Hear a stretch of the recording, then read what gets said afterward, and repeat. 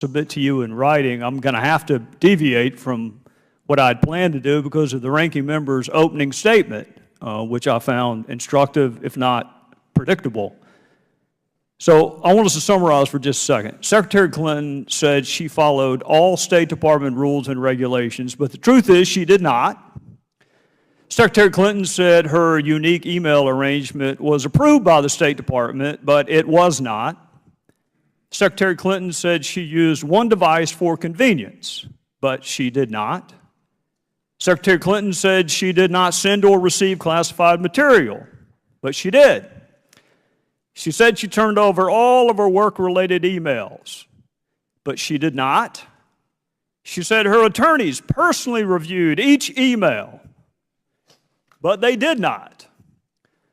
So when faced with a series of demonstrably false statements, utterly impeached by both fact and logic, the ranking member did what lots of criminal defense attorneys do, which is blame the investigator.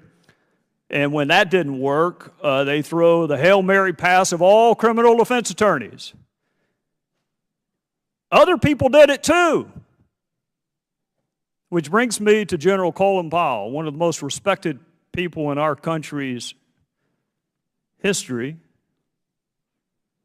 You know, Secretary Clinton told the FBI, and I'll concede, she says different things to the public than she says to the FBI, but she told the FBI that Colin Powell's advice had nothing to do with her decision to set up her unique email arrangement with herself.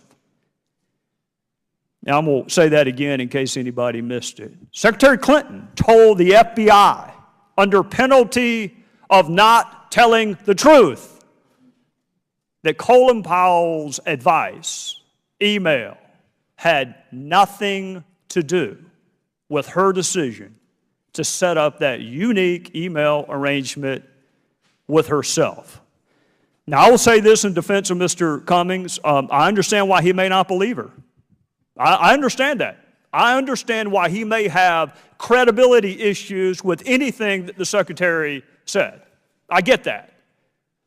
But I think it would have been fair when you are using your opening to criticize Colin Powell to at least point out the person you're trying to defend doesn't even say Colin Powell was the impetus behind her decision to have that unique email arrangement with herself.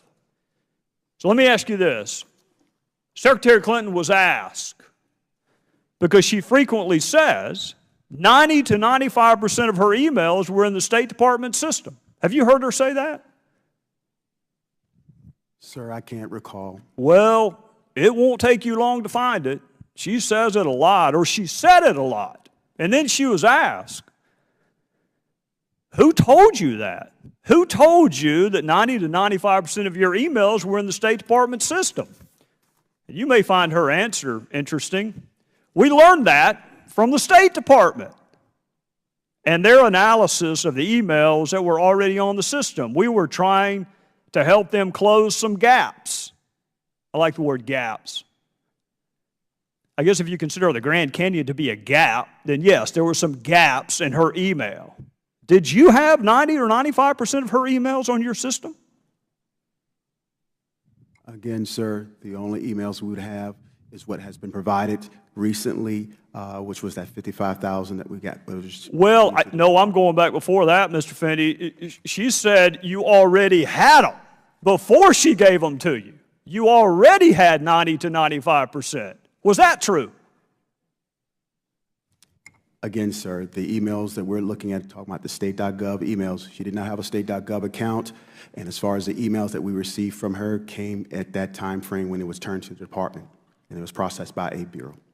But she made this contention before she ever returned them. She said you already had 90 to 95%. She was just helping you fill in some gaps.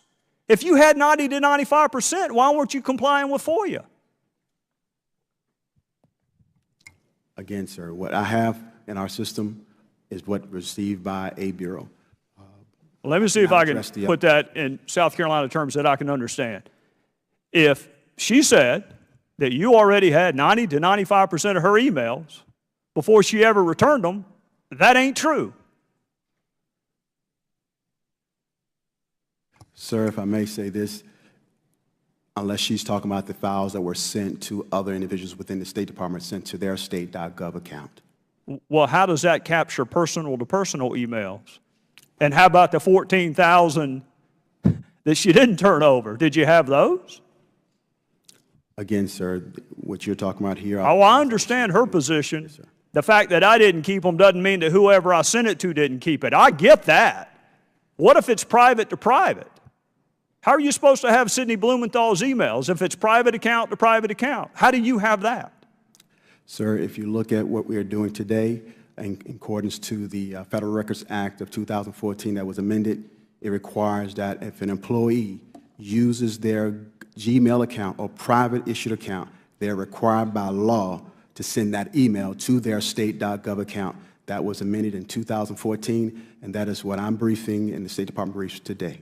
That sounds like it was a couple years too late, but I'm out of time. Thank the gentleman. Now recognize